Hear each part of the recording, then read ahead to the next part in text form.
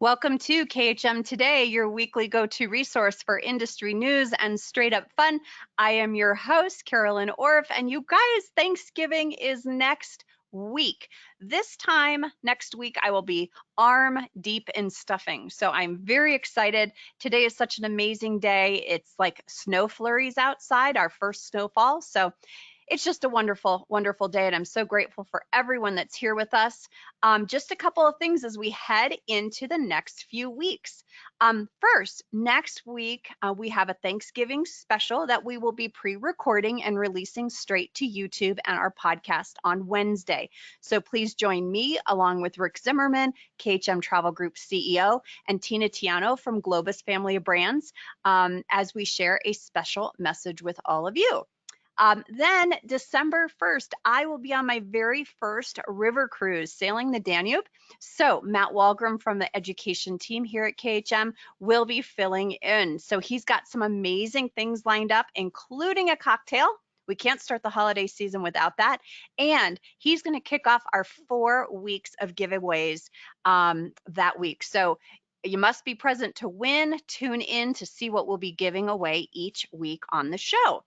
And then I'll be back just in time for my birthday episode on December 8th. And I'm telling you guys, we have the most amazing guests that day, along with our education team. But you guys, the entire month of December, the most amazing people ever are coming on this show. I hope you think they're amazing. Like I am like crawling out of my skin waiting for December 8th because it's so cool. But please make sure you join us because it's going to be awesome, even though everyone's so busy. All right, let's thank our show sponsors, Apple Leisure Group, our show sponsor, along with Viking Cruises, Holland America, American Airlines, Southwest Vacations, United Vacations, and MSC Cruises. All right, I think that's all the housekeeping we need to take care of.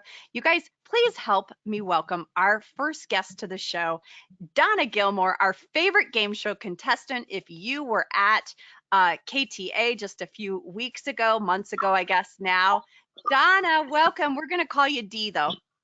Yes, call me D. So Dee and I were just this past weekend on the inaugural sailing of the Odyssey of the Seas, and we know that she's been sailing for a while now, but this was actually the inaugural sailing along with the naming ceremony. I don't know about you, but to me, this was such a, this was my first time on a ship in 2 years, and it was very emotional. What did you think? It was very emotional. First of all, I didn't realize it was going to be the naming ceremony until we got on. Kathy told me when I met her for lunch, and I was over the moon over that. How many ships does Royal Caribbean have in service? About 26? Yep. About 26 ships. So they're having 26 namings. To be a part of one is very special. Yep. And the godmother who was chosen for this ship,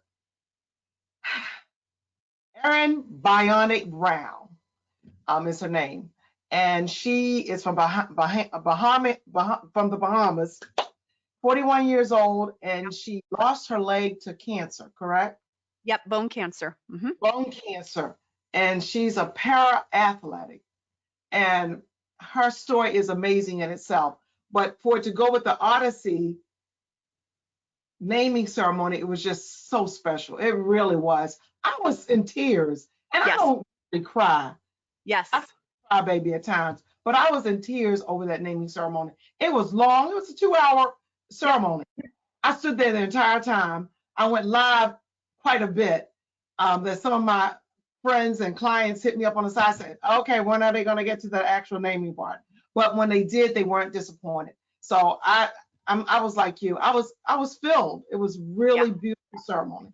It was really special too because they pointed out a lot of people on the that were part of this whole process and the different teams that helped made it happen. And then when Erin got up there, they showed a clip of what kind of her background. And you just honestly, like sometimes when I see things like that, I feel, oh my gosh, I have got to be the laziest person in the world. You felt that way too. I did too. I feel like, oh my gosh, I have achieved Yes. nothing of importance.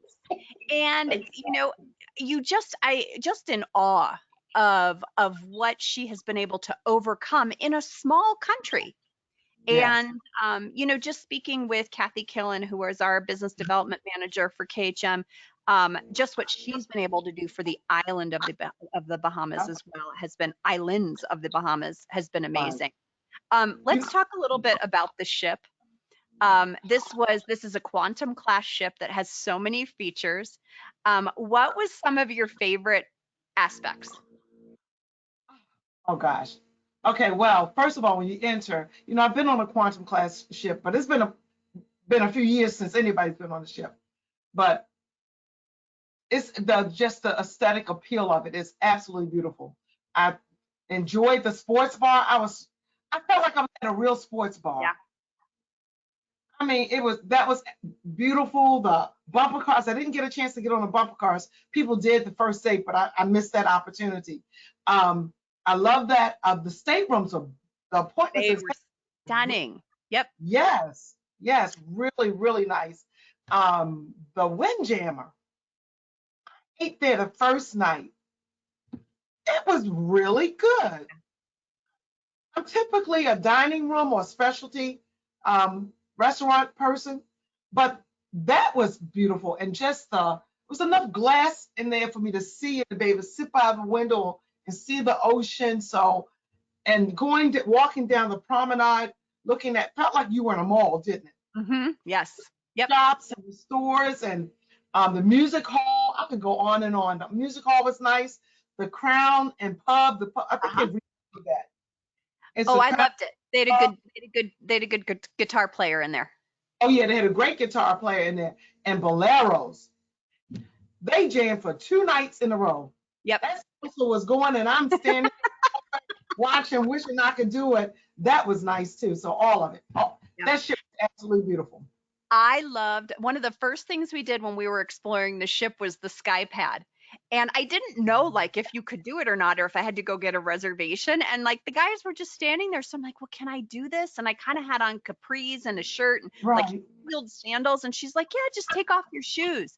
You guys, this is the most fun thing in the world. It's like bungee trampolines. Right. So they make you like try it first on your own. And then are you loving it? It's like all about the motion. And then they put this, if you want, this VR thing on your head. All right, so I played this candy game where you have to like, you're jumping over candy and you got the thing on your head. Well, after about a minute, I was like, all right, we got to stop. I'm going to throw up.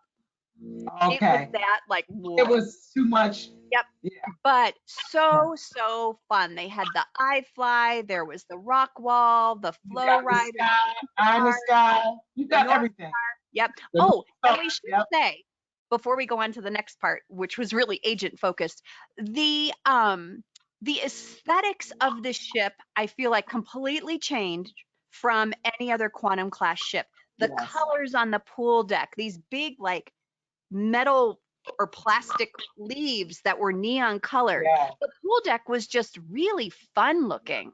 It was fun looking. And I have to agree with you. The aesthetic appeal of that is not like the other quantum ships, Yep. quantum class ships. And I felt like, okay, you guys have upped your game. So Yep. I wonder what you're going to do with Wonder, because this Yep. right here Yeah. was really nice.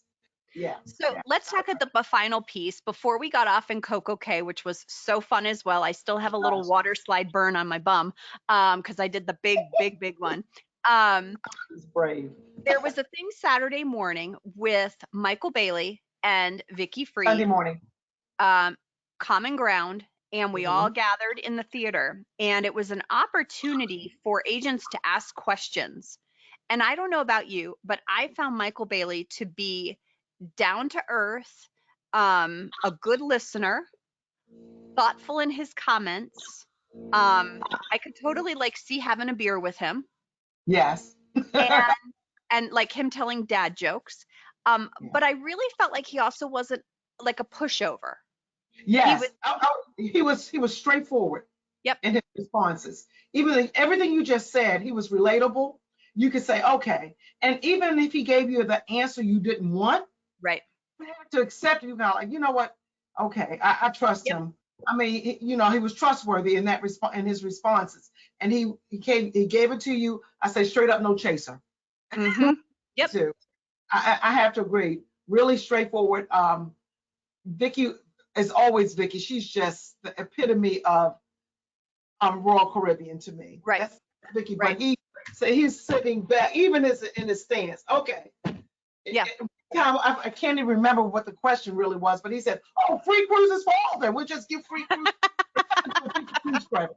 And the whole room exploded. In other words, this is not going to happen, you guys. Yep. Just understand it's not going to happen. It's going to be a moment in time. So I agree with you. He was very relatable. Yeah, he's a cool dad, the cool dad. Yeah. And I also thought I just felt very heard, listened to and heard.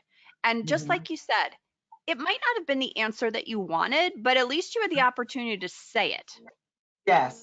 And I really felt like they did a good job of that. I was not expecting. That was a highlight for me. That was one of the highlights for the weekend, the Q&A. The Common Ground Q&A was one of the highlights because it was a chance for us to come together as agents and to go one-on-one. And nobody censored the questions. People asked the questions they needed to ask, and they gave the answers. And so that was a great opportunity. I'm glad I was there for that. Yep.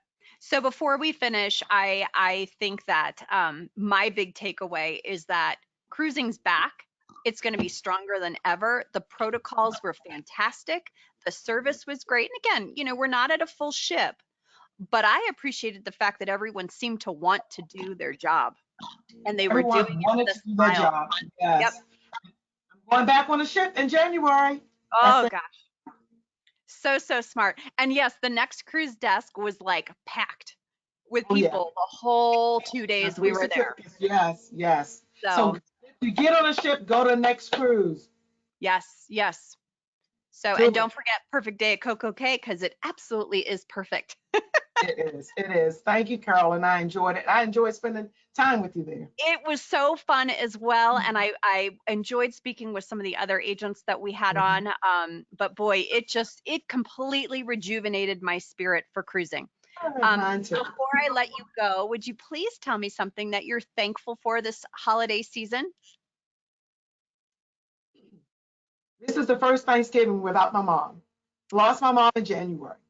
But I am so grateful and thankful that I had a chance to be Pauline's daughter for 60-something years on this side of heaven.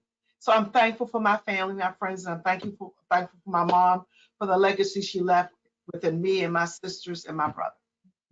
Oh, well, and no doubt, and I haven't known you for long, she had to have been immensely proud of the woman that you are. Thank you. All right. Happy Thanksgiving to you and yours. Happy Thanksgiving. All right, you guys. Oh, I just love it.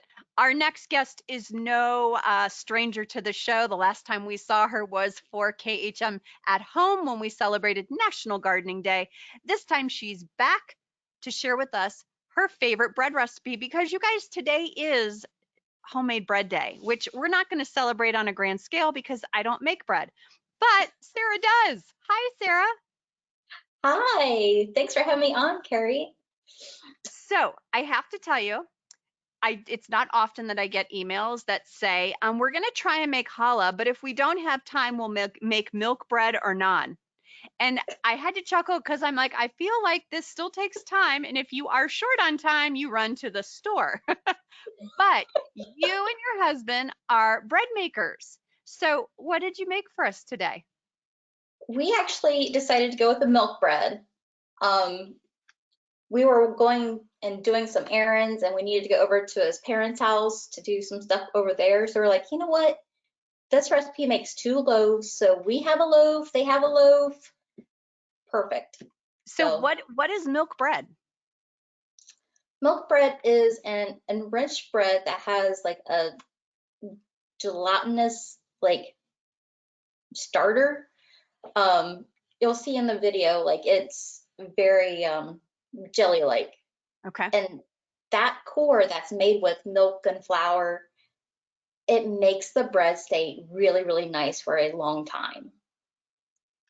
So is this something that is this kind of pioneerish because they didn't have ways to store things or keep things fresh? So is this something that comes from kind of those times? Yeah, sort of. Okay. There's not that many like special strains of yeast, so they needed something to like make it work a little bit easier.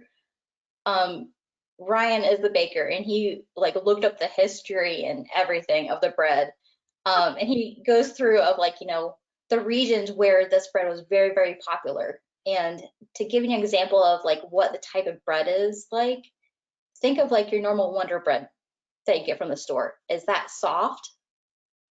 And it's a little on the sweet side. Oh, okay. So it's not like the normal homemade bread that you think of. Oh, your grandma is in the kitchen making bread, quick 2 hours and it's done. This has a little extra steps, but it ensures that, you know, the next day is going to be just as good as the first day. Huh. And so do you find this whole process calming? I do, because it keeps my husband busy and out of my hair. Because I find I find baking, certain things, some things are frustrating, but other things, it's very therapeutic. And as we were starting the show, we were talking about Thanksgiving dinner. I enjoy cooking Thanksgiving dinner, and I like doing all of it from start to finish. If you come to my house, I'm only asking you to bring a bottle of wine. So that's very therapeutic for me. So I would imagine this is kind of calming. Yeah, for him, it is really like therapy. He likes the activity of kneading the dough. He likes the measuring of everything, and he gets very scientific with it. So he gets his scales out and he Oh uses gosh. weight, and it really makes for a better bake if you measure rather than going by like Cups, you cups go by and stuff. grams. Okay. So we recommend, if you don't have a scale for measuring weights when you're baking, purchase one. It's a game changer. It really is. Really? Okay. This is good to know. So this video will be up on YouTube and at KHM today.com, correct? Correct. Okay, so we're looking forward to it. Thank you so much for being here. Have a wonderful Thanksgiving. And before I let you go, what are you grateful for? You A know what? husband that likes to bake bread. That is one of them, but we were actually talking when we were making the recipe. We're both extremely thankful for living in an area where we can have all the ingredients we want to make these wonderful things from around the world. Mm, So we have friends in Japan, and they have issues gathering ingredients like canned tomatoes. That's not something a typical Japanese grocery store would have. hmm So if we want to make Italian in Japan, it looks totally different than it does here. Yeah, I bet. That's awesome. Well, you're going up on our grateful garland. So thank you so much for being here. Have a wonderful Thanksgiving. Thank you. You too. All right, you guys. Next up, one of our favorites from the group department. She is one of our group's gurus. Please welcome Joanne Shikatino. Hi, Joanne. Hi. Hi, how are you today? Good, good. I'm a little worn out from talking, so if I get a little squeaky, forgive me. Well, I know because I have been on the phone with you or Kevin and I can hear all the buzz in the background. So I know you guys have been busy. And, we wanted to do this segment because I feel like we are gearing up for what I believe is going to be a really, really decent comeback in 2022. And there are I've seen so many positive things the last few days in my own business. And I know that other people are experiencing that as well. So groups is one area that's going to grow. hmm What should agents be doing now to prepare for 2022? And we can break it down Okay. into cruise and land as well if you want. Yeah, I'd really like to focus on the cruise aspect because it's such a many tentacled item here that if we focus on land and cruise, this is just going to go way beyond our segment time. Mhm. But I think one of the most important things to realize is booking groups takes time, developing groups takes time. If you just go out and secure space at this moment and think you're going to have a quick turnaround like a spring break or a June or July sailing, and have a successful group. It could be a little daunting because of lack of availability or not knowing the market that you're going to approach. So I like to think that at this time of the year, towards the end of one year, looking into the next, you might want to look at your calendar year of 2022 as where my bookings are going to start flowing, as opposed to, am I going to see this money in my pocket? Mhm. So for example, if you're looking now to try to get summer space in Alaska, which is a big popular destination, it's already picked over. It's almost impossible to get any kind of Alaska space at this stage of the game. So perhaps you might want to think about starting small, go with your community types, the people that have spring break together, or they've demonstrated that multiple families will travel in June or July when the kids are out of school. That might be the initial focus I would recommend, because those would be your grassroots where you're going to eventually grow from that, plant the seed in their mind for their next vacation. So I think if we're looking to try to get a quick turnaround, right now you might want to start looking at who's got good space, who still has group availability. And the best way to target that right now would be, look at our TLN space. If you go to VAX, you're going to be able to get the overview of all of the brands, what they're offering. You're going to get a Travel Leader Network, that's the TLN. At the minimum, you're going to get onboard credits for booking into those groups. So you don't technically need to go out and get your own group shell per se from each of the cruise lines. Go look and see where you have TLN space. You're able to sell right into that, no permission necessary, and maybe you'll just get a modest group now, but that'll be, again, the motivation to plant that seed and start the ball rolling, look towards the future. We talked last time, we talked a multi-year plan. What do you see in your future? So as a group organizer, whether you're the group leader or you're going to be organizing with others that you'll have a de facto group leader, you want to start making them think, okay, this is what we're going to do now. What do we want to see in the future?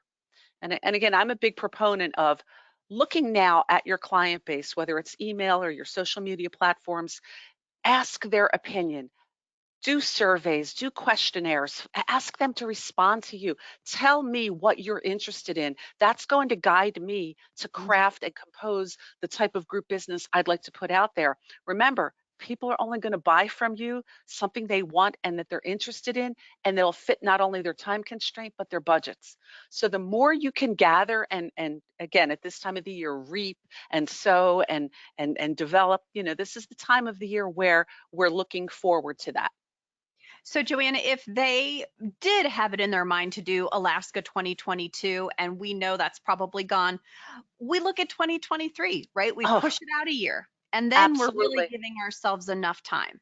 Right. A good successful group is not an overnight thing. It's going to take 12 months, 14 months, 18 months, or even more.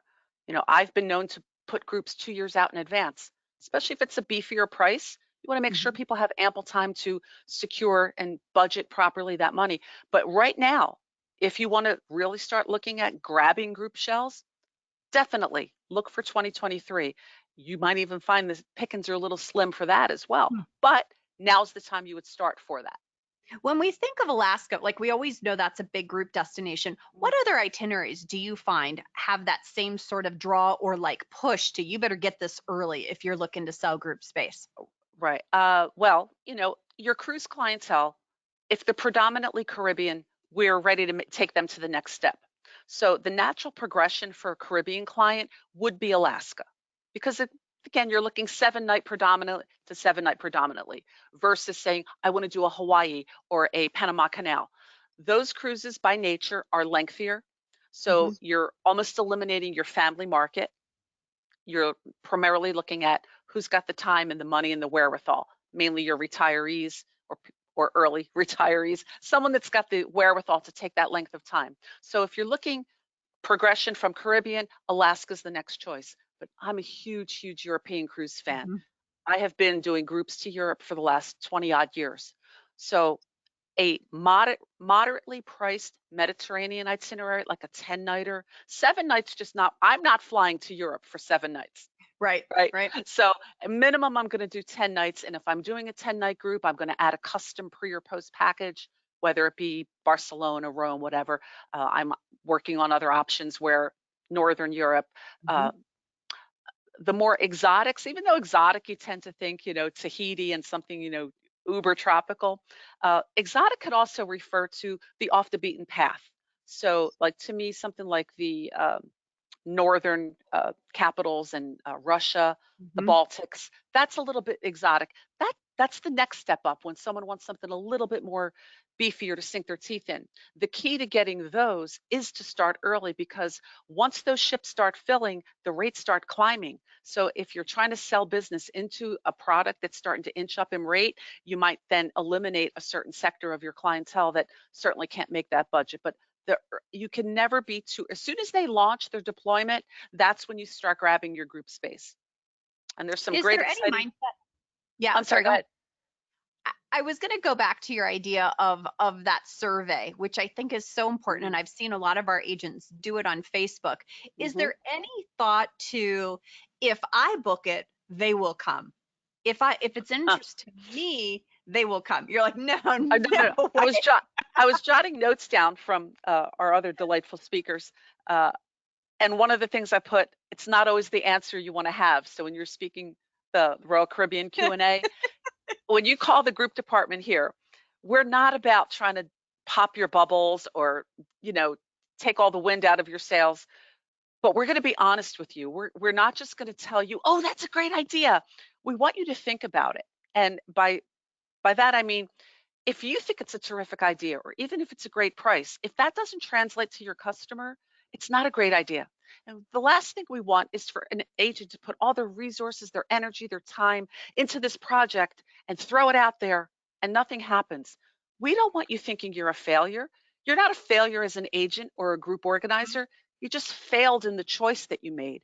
So the more we can ask what our customers want, we're basically telling them, drive your business to me.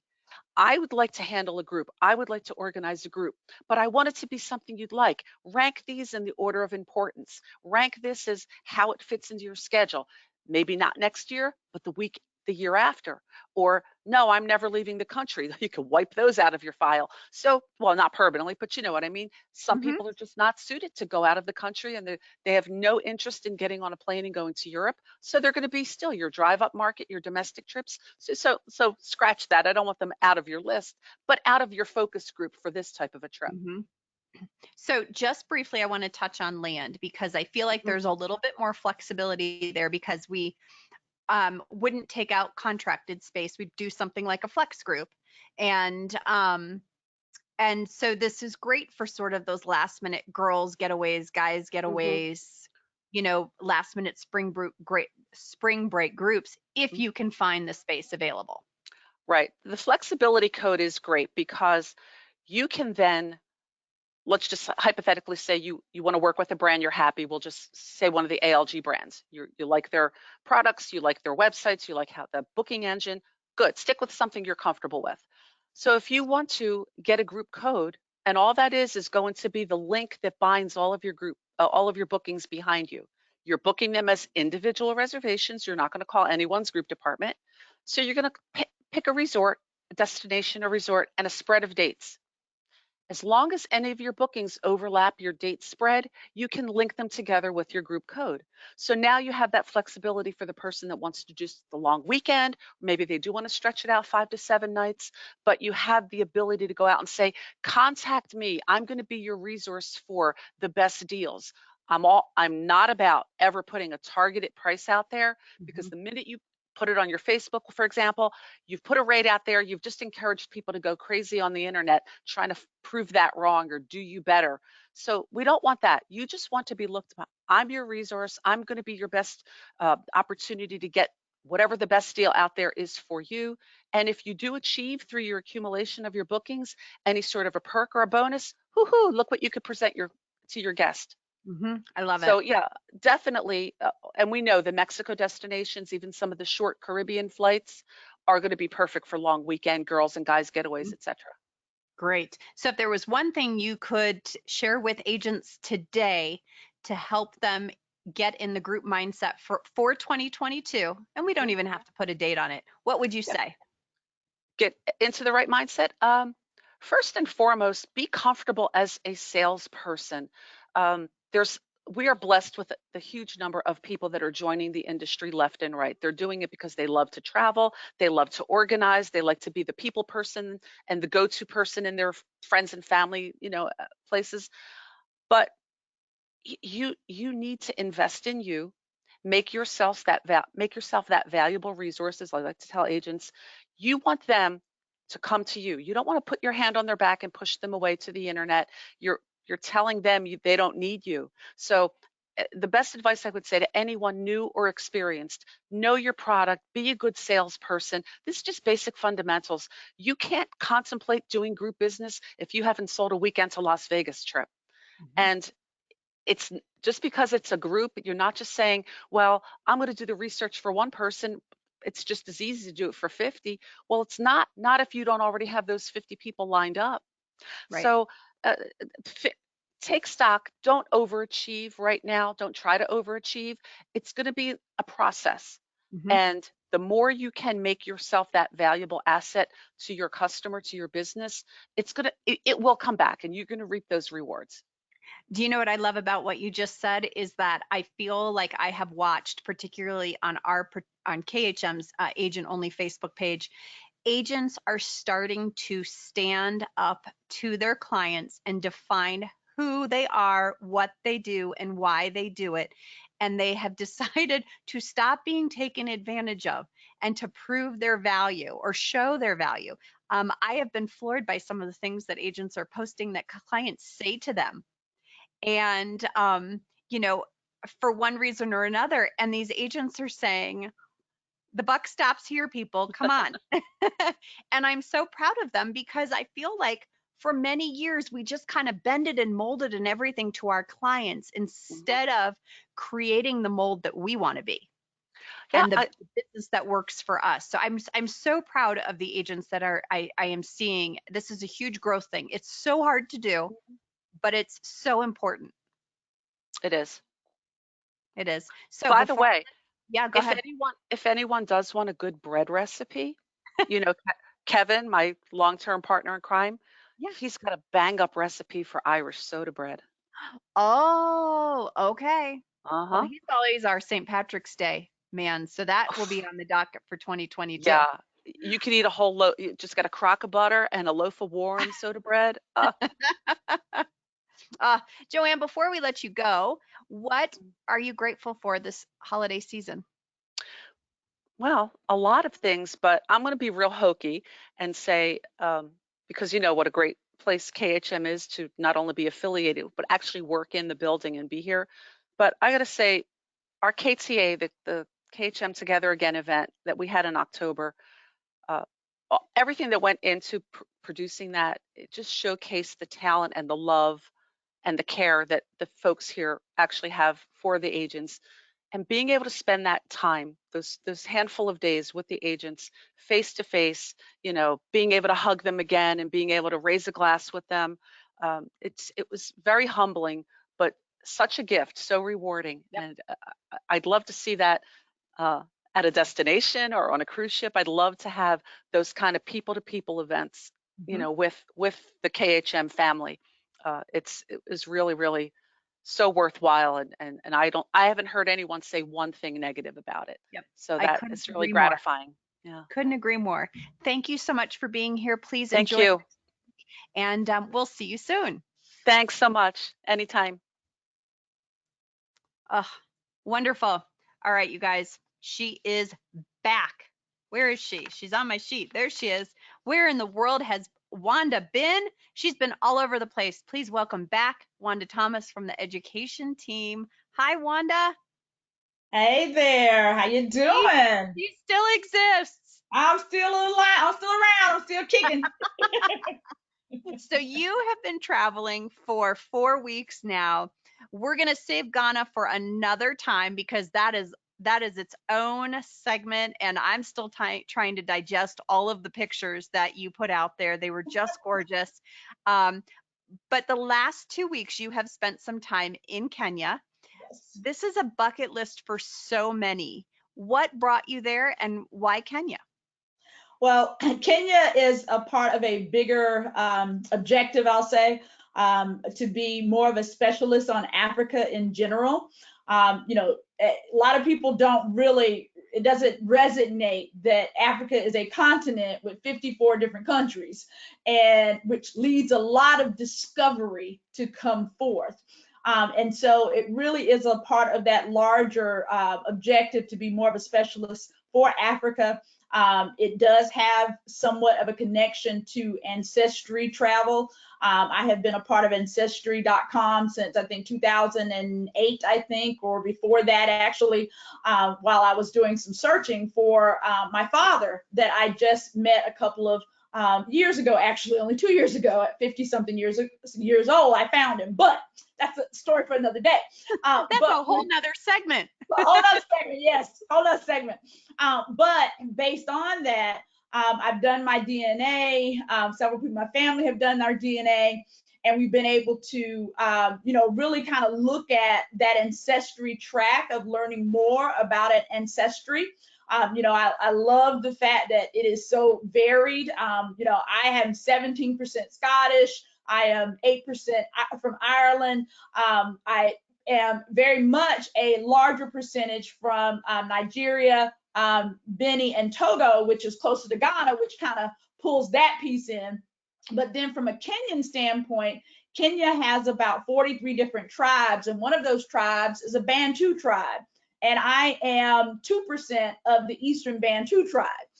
So it does have a little bit to do with ancestry, but it was also just being an explorer. I like to explore. I wanted to learn more about all of Africa. I am an animal lover and love to see animals. And, I grew up, watching Disney's Wild Kingdom and all this other stuff, watching the cheetahs and all these things run around. And to be up close and personal was just like something I just had to do. So that's really why I took this journey and will be taking more journeys throughout Africa. Oh my gosh. So did anything surprise you about this trip? I think the biggest surprise to me was the beauty. It was extremely beautiful. I think that a lot of, if you would, mainstream news, when you look at things about Africa, if it's not South Africa, which is very westernized, if you would, the other areas are portrayed as very poor, very rural, not much to see, if you would, kind of thing. And I was pleasantly surprised that there were a lot of, number one, very luxurious resort options that you don't think of for safaris, as an example. But we actually got a chance to tour a couple of resorts, and I was very impressed by some of the resorts that we saw that were definitely, just like going to, any other all-inclusive, as an example, resort in the Caribbean, or going to a nice resort in, Europe, etc. That was very, very, very surprising. But the beauty of the land was amazing and so varied. You've got the mountainsides, you've got the flat lands, the savannas, the Sahara. It was absolutely beautiful, and the sunsets were absolutely amazing. It was something I will definitely not forget. Those sunsets were just beautiful, just beautiful. What was the best animal you saw? The best animal, I think, was the cheetah. It was something about I get excited to talk about that one, because we were like so up close. There was 4 of them, and this cheetah walked through this area where there was probably about 5 or 6 different safari trucks that were there. This cheetah the leader of the pack, walked through us right up next to our Jeep, and walked with such control of, I'm not scared of you or nobody else. I don't care if you're there. I mean, it was just, you could see the muscles in the arm or the legs, etc., as he moved. And it was just head held high. He looked at us and was just like, yeah, okay, you're there. I'm on a mission. I got something to do. And the rest of the pack just kind of, followed behind him. But he was definitely the leader of the pack, definitely the leader of the pack. And that's something I'm not going to forget, because he walked with such a kingly presence, like, I'm here and I am not to be taken down, and I know what I'm after. And that's something I'm not going to forget, because that was right up to our Jeep, and he walked right in front where I could almost reach out and touch him. It was amazing. Did you ever feel unsafe at any point in time? there was one time where we found the leopard. The leopard's a little hard to get an eye on. We were lucky because we got to see all the big five. But leopards are hard to find. And so we were out one night kind of searching. And we actually, this one night, we weren't searching. We were just kind of looking around to see what we saw. We were just coming back from something we had done. And our driver all of a sudden says, whoa, and he stops and he backs up and we're like, what's going on? And he said, look, there's a leopard. And the leopard was just laying on top of this rock, sleeping, or just laying there. So he was very good about getting us as close as possible for us to take pictures, etc. And he decided he wanted to back up. The top was open. He wanted to back up so we could get very close. And there was a moment when we all kind of stopped and said, you don't need to get too close. We don't need him jumping in. So that was a little scary at that particular point, but for the most part, it was awesome because we got up close with the elephants, able to touch the elephants, up close with the giraffes, able to touch the giraffes. Almost every animal we were able to get up close to, except for, of course, most of the cats. But the amazing piece about the cats is lions are extremely lazy and they sleep all the time. And every time we found them, they were in a den together sleeping, and they would just kind of look up at you like, okay, whatever, and lay right back down. Was there anything that didn't go as planned? Well, like any itinerary that a lot of our clients don't understand, there's change. Things happen.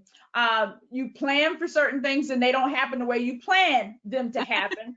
And so that happened quite frequently because when you're on a game drive, you really don't know what's going to happen and you really don't know what you're going to see. You could be looking for cats and you run into giraffes. I mean, you just never know, And so that was kind of the thing. It was constantly ebbing and flowing. We would have scheduled times that we were going to go out for game drive, but then we'd like, well, we've identified from another driver that they saw, XYZ animal earlier in the day. So maybe we need to switch our direction and we're going somewhere else because we know we'll be able to see this particular animal of the big five. So that it constantly had a switch up as far as that was concerned.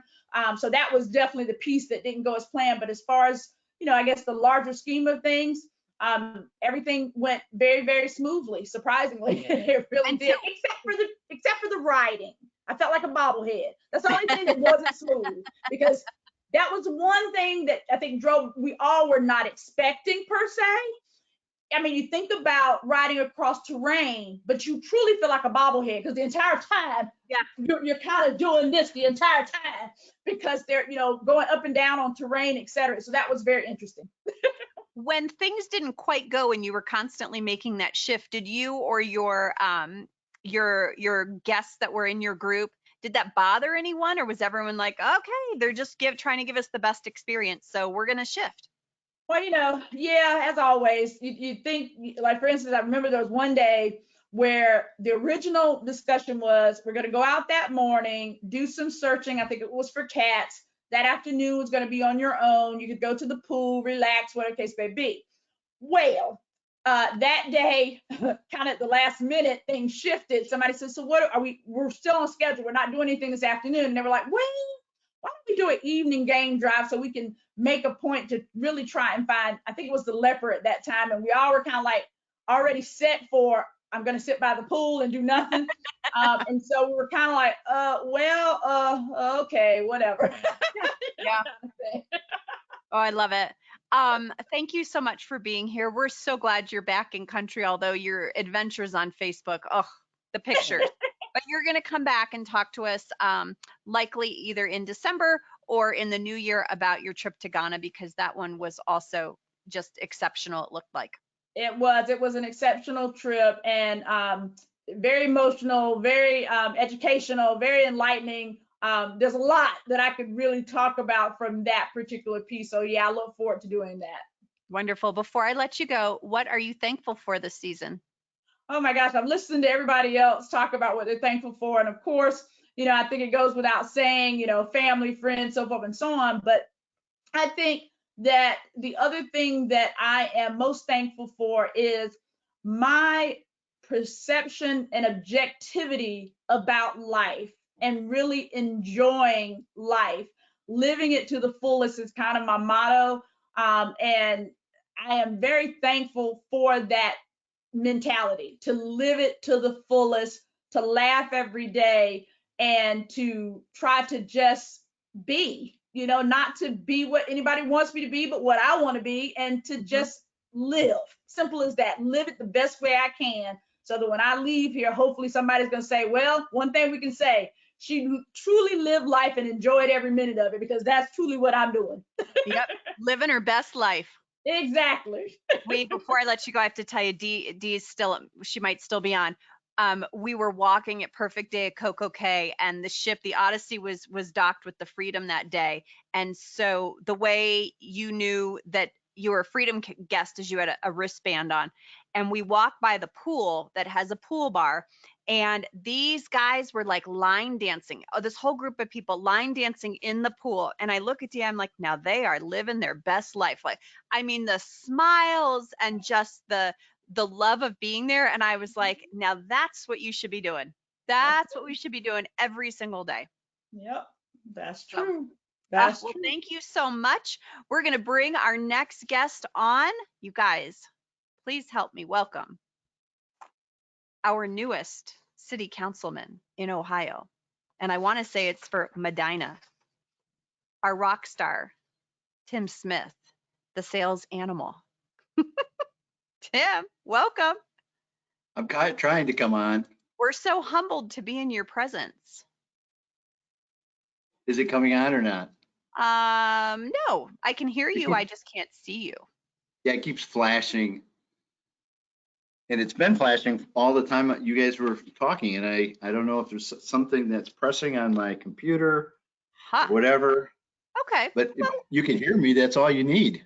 That's true. That's true. So, congratulations, first of all, on your win. That's so fantastic. I'm sure you'll be great. Did you use the sales animal logo on like your signs and flyers, or did you like go with a different theme? Oh, that's really cute. No. I've been on council before, and then I was the economic director, then I was county commissioner. So a lot of people kind of knew me and knew my stick and that I'm in favor of economic development and that sort of thing. I mean, that's how I first met Rick Zimmerman 13, 14 years ago, is I kept stopping in when he had 5 employees and seeing how he was doing. And then of course he grew to 80 employees, So I'm very excited about, getting involved in the city again and helping the city grow. It's part-time, so you're not going to lose me from KHM Travel, but I'm looking forward to, as I promote, sales, I'm also going to be, promoting the city at the same time. Perfect. So you are here today with a tip for this giving season. What is it? Well, what we're talking about is the art of thank yous. And what I see through this whole thing, we want to be thankful for everything that's going on. And you're asking, what are you thankful for? But what I get the biggest kick out of, and probably you do too, is I go to the mailbox and I start thumbing through all the bills, and then I see the ads, and then I see the junk mail, and then lo and behold, I see a thank you note from somebody. And so today I just wanted to talk a little bit about thank you notes and sending out thank you notes to people.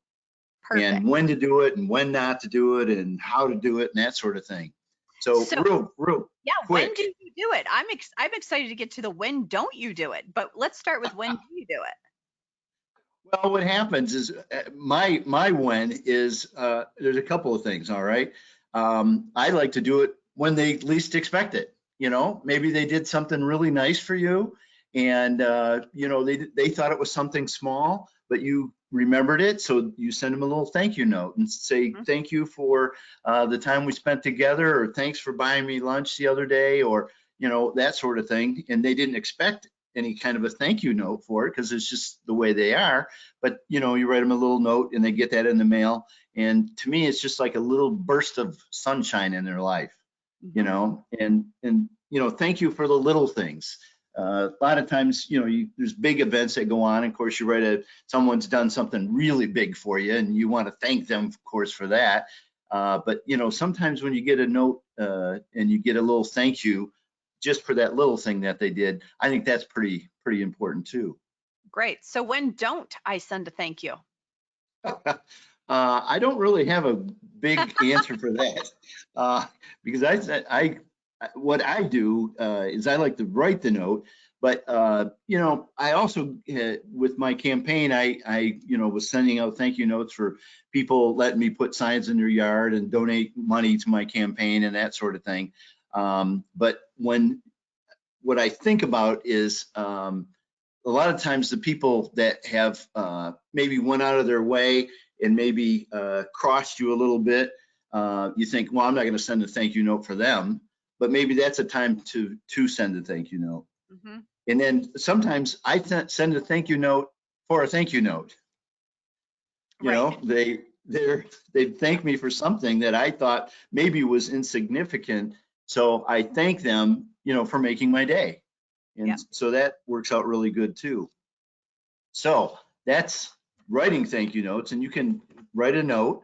And of course, if it comes in the mail, that's even better. I mean, second thing would be to write them an email, all right?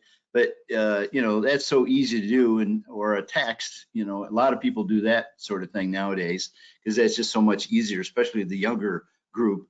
You know, if you send them, you talk to them about writing a thank you note, and they go, "Well, what is mail?" I thought there was just email. I didn't know there was like regular mail. So anyway, you know, you can do it that way. But couple of do's and don'ts on thank you notes, if I have a second here.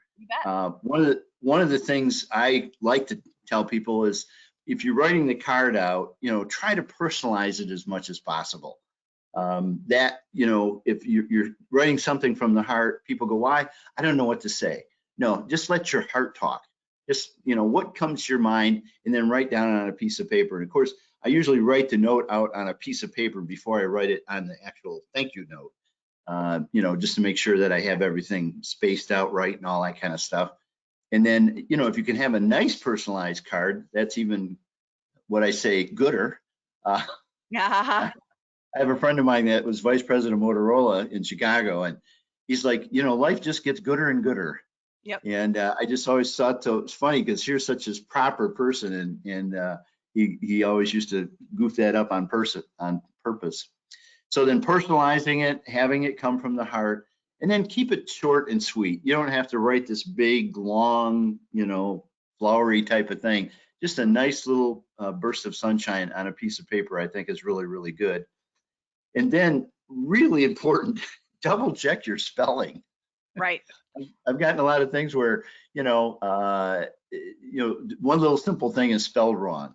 And you sit there thinking about the spelled wrong and not about the thought that the person, you know, was trying to convey to you, you know.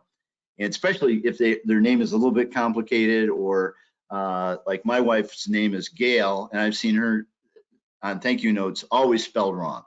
You know, it's Gayle, and people spell it Gail, you know. Mm-hmm. And so make sure you got their name right, and then check the whole message over to make sure that you got everything in that spelled, all right, correctly. And then lastly, don'ts, all right. I don't like to start with thank you, okay. I like to start saying it was nice to see you the other day, or it was nice we had such a nice, and then go into the thank you part of the note, all right. And sometimes people are writing these long notes, and then they flip over and they start writing to the back, you know, and I don't like to see people writing on the back of notes. I don't know, it's just me. And then don't type it, okay?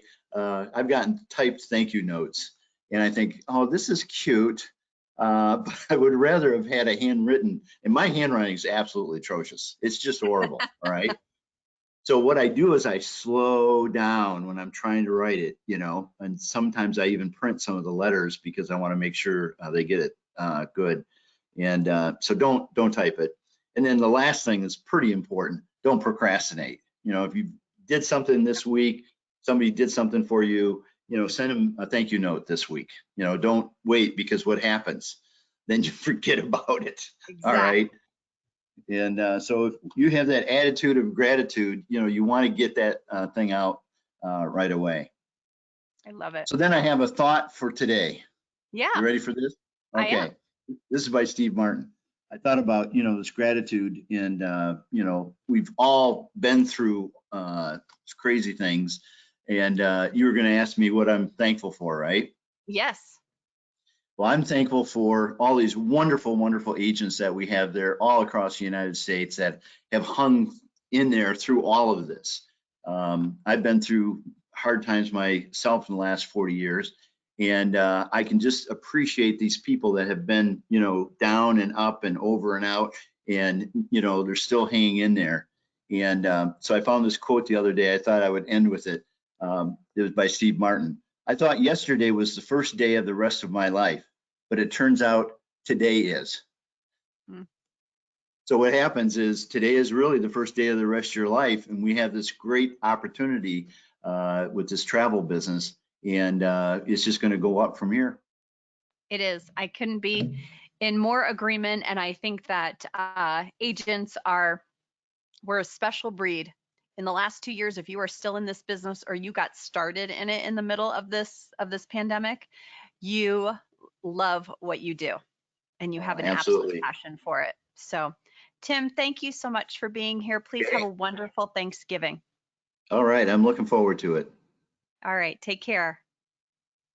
All right, you guys, thank you so much for joining us today. Thank you to all of our amazing guests. They are such wonderful people, and I'm so thankful that they are part of the KHM family.